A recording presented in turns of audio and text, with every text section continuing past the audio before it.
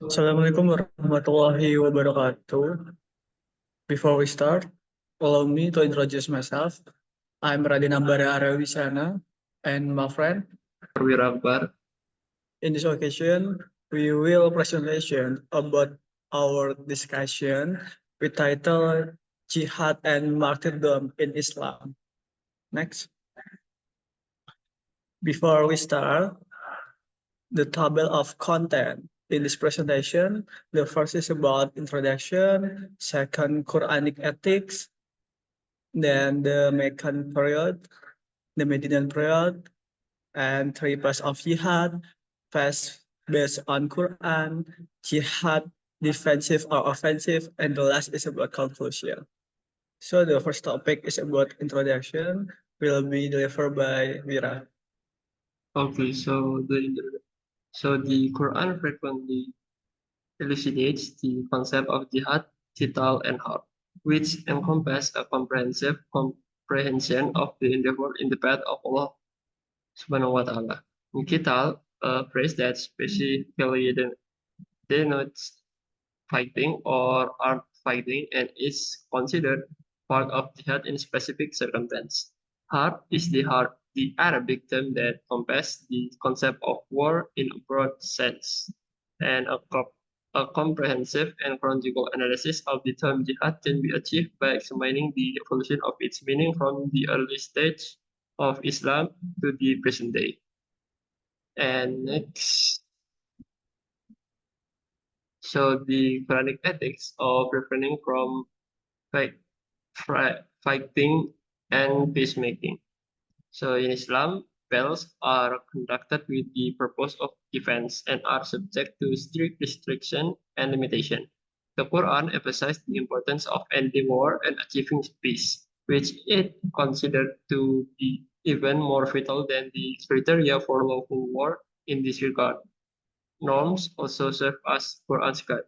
According to some beliefs, Muslims are advised to engage in combat only when they are directly attacked and their faith is threatened.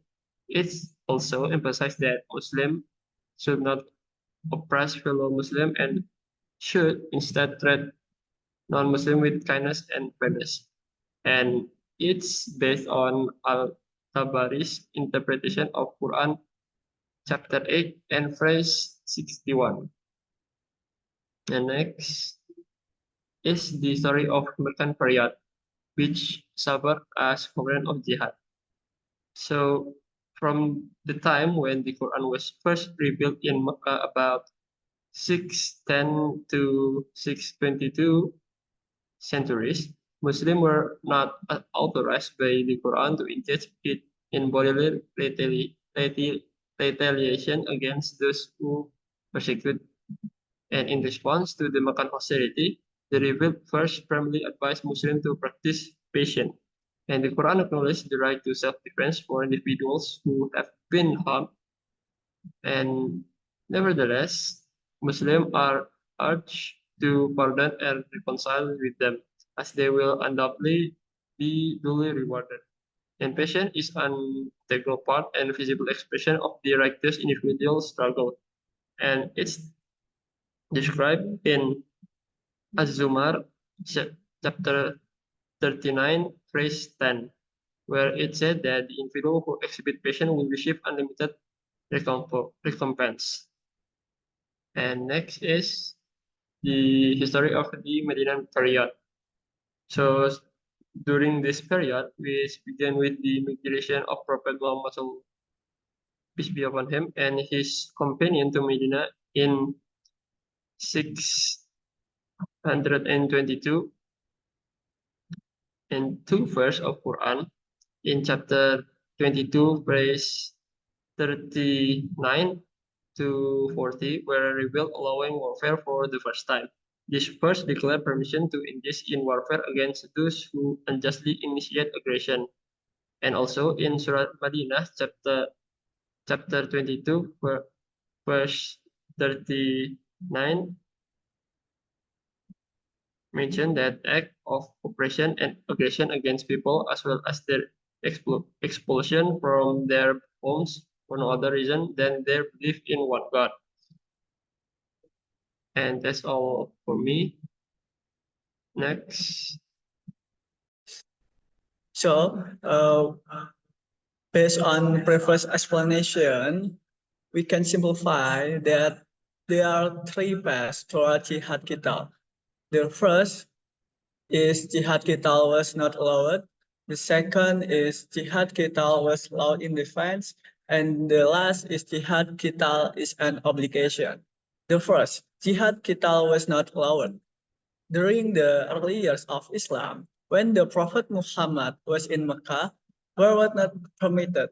This was because the Prophet was not allowed to fight back against the Meccan infidels who were persecuting him and his followers. The Prophet primarily focused on of spreading the message of Islam peacefully and establishing a strong foundation for the faith. This space emphasized the importance of patience, tolerance, and peaceful coexistence in the face of adversity. And the second, jihad qital was allowed in defense. After the Prophet migration to Medina, the circumstances changed. The Prophet and his followers were faced with the threat of attack from the polytheists who were opposed to Islam. In this context, the concept of jihad qital evolved to include the right to defend oneself and one's community against aggression. This space highlights the importance of self-defense and the protection of one's faith in the face of external threat. And the last, jihad qital is an obligation. In the later years of the Prophet's life and after his death, the concept of jihad qital expanded to include the obligation to engage in defense battle to protect Islam and its followers.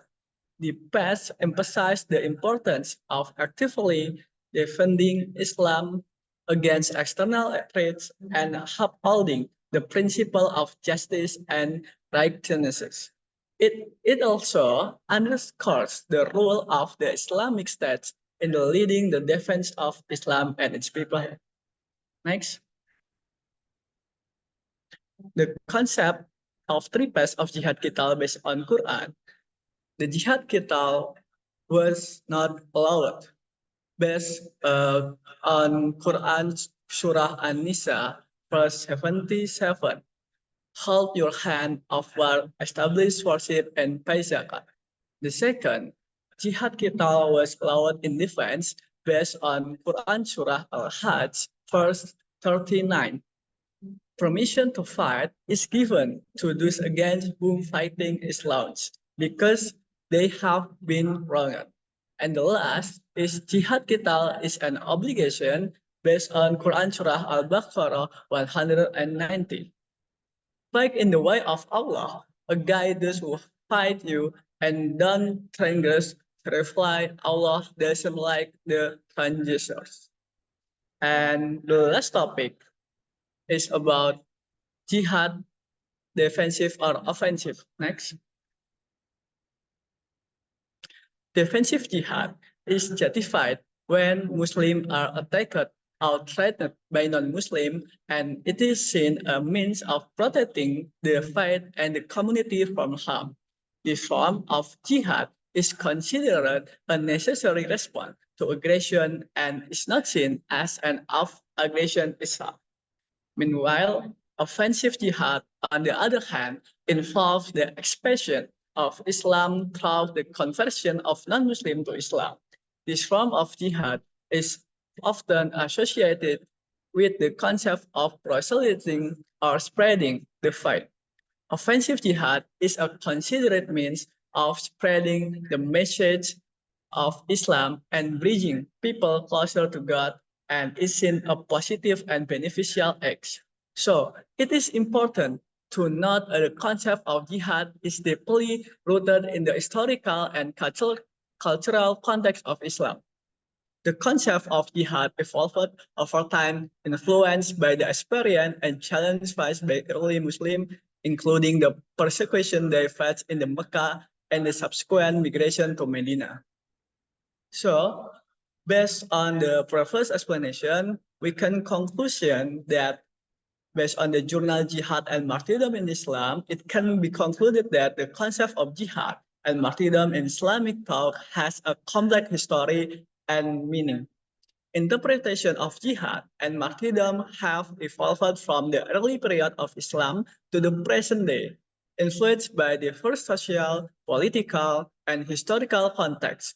Apart from only military activities, jihad and shahid also have spiritual, hermeneutic, ethical, legal, and military dimensions that need to be considered holistically.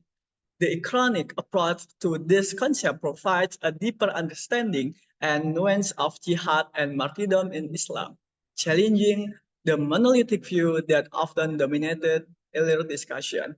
I think this all for our discussion. Thank you so much for attention. Wassalamualaikum warahmatullahi wabarakatuh. Waalaikumsalam. Thanks.